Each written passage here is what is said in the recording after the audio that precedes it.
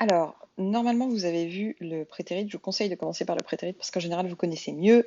Et comme le prétérit et le présent perfect sont deux temps qui s'opposent, puisque soit on utilise l'un, soit on utilise l'autre, en gros, commencez par le prétérit. La leçon sur le prétérit, ce sera plus facile. Et maintenant, on passe au présent perfect. La première chose à faire, c'est d'expliquer pourquoi ça s'appelle le présent perfect. Ça s'appelle le présent perfect. Alors, je suis désolée si je vous l'ai déjà expliqué, hein, mais sinon je me répéterai, ça vous fera pas de mal.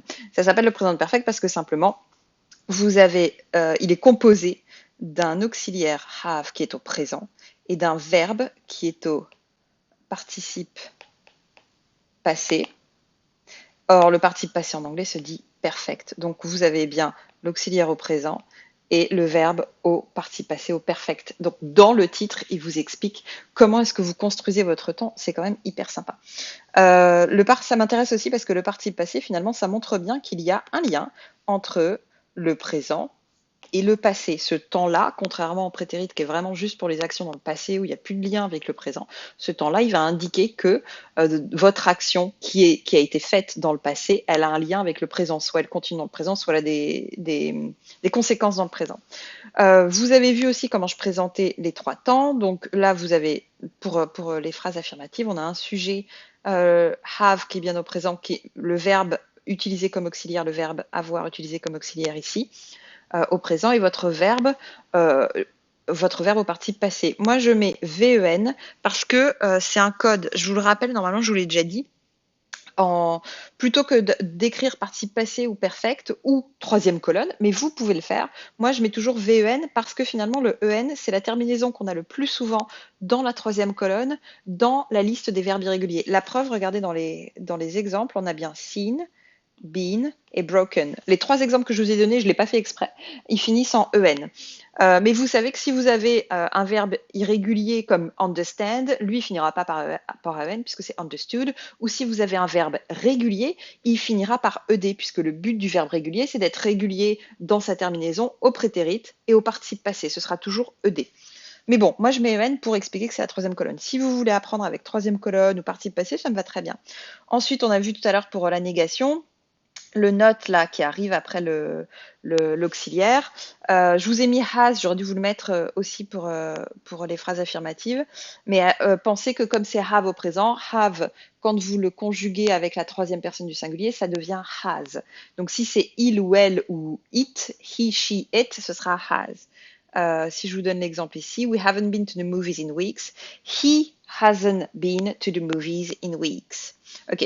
Et enfin la question, comme tout à l'heure, pronom interrogative, have ou bien has, sujet, verbe. C'est la même construction que tout à l'heure, parce que comme je vous l'ai dit tout à l'heure, c'est la même construction pour les questions à peu près tout le temps en anglais. Les exemples. I have seen the last episode of Some Good News. J'ai vu le dernier épisode de Some Good News. On expliquera pourquoi là on utilise le présent perfect tout à l'heure dans la partie explication. Dans la partie when, vous savez, là où on dit ça là, quand est-ce qu'on utilise. Some Good News, c'est un truc qui passe en ce moment sur YouTube.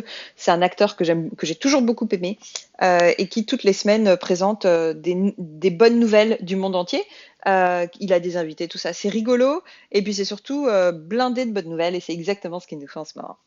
Euh, donc, I have seen the last episode of Some Good News. J'ai vu le dernier épisode de Some Good News. We haven't been to the movies in weeks. Nous ne sommes pas allés au cinéma depuis des semaines. Ou là, quand c'est négatif, on peut dire in weeks, pendant des semaines, dans des semaines, on dirait depuis des semaines.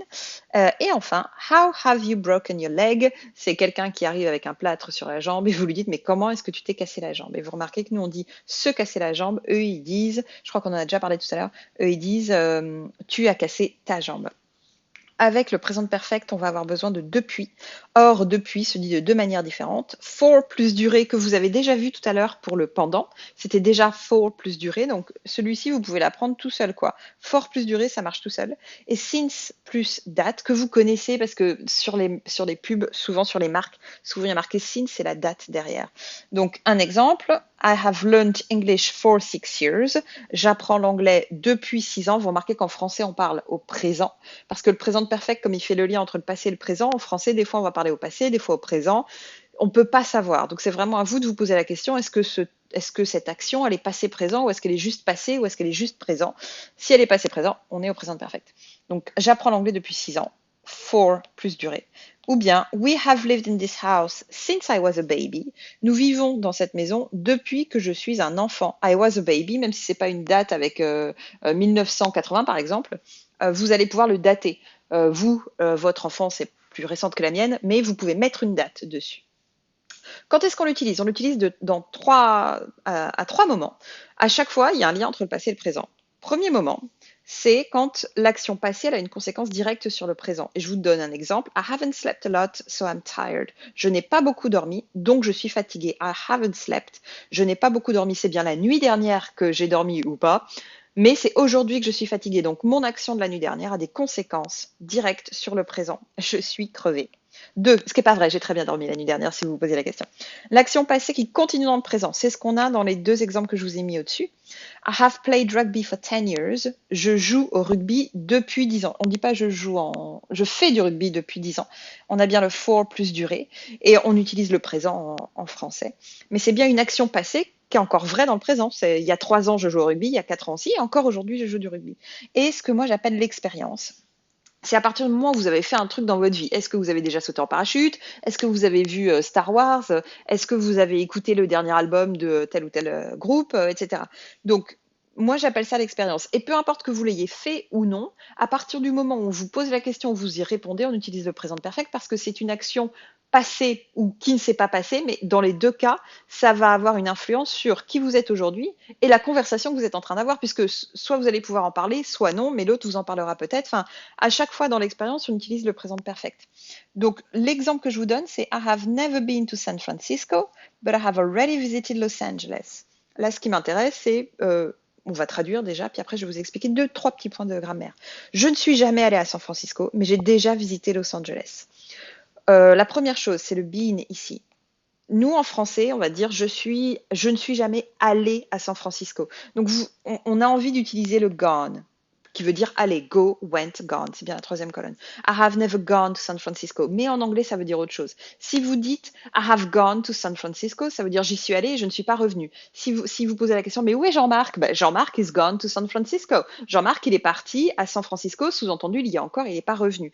Donc, le gone ici, on va l'utiliser juste pour, alors vraiment, par exemple, si vous dites, voilà, où est Marie-Sophie? Bah, Marie-Sophie, elle est partie chez le coiffeur. She has gone to the hairdresser, sous-entendu, elle y allait, elle n'est pas revenue. Mais si vous voyez Marie-Sophie dans la rue et qu'elle a les cheveux plus courts, vous allez lui dire, ah, you've been to the hairdresser, puisqu'elle en est revenue et que vous la voyez. Je sais pas si c'est clair. Si vous faites la faute, c'est pas très grave, mais pour un anglais, ce sera difficile de comprendre si vous utilisez gone à la place de been. Essayez de vous le rappeler. I have already visited Los Angeles, pas de problème. Already veut dire déjà. Essayez de vous le rappeler, celui-ci, il est utile. Et puis le never aussi, je voulais parler du never. Dans le never, ce qui m'intéresse, c'est ça. Ça veut dire que c'est déjà une négation. Le N, c'est not ever. C'est le N de la négation. Donc, votre phrase ici, là, elle est affirmative. Hein. On a have been et on a juste rajouté le never entre le have et le been. Donc, le never, il est hyper facile à utiliser. C'est-à-dire que vous avez une phrase qui a un sens négatif, mais vous n'êtes pas obligé d'utiliser la négation parce qu'elle est déjà ici dans le N. Et ça, c'est cool.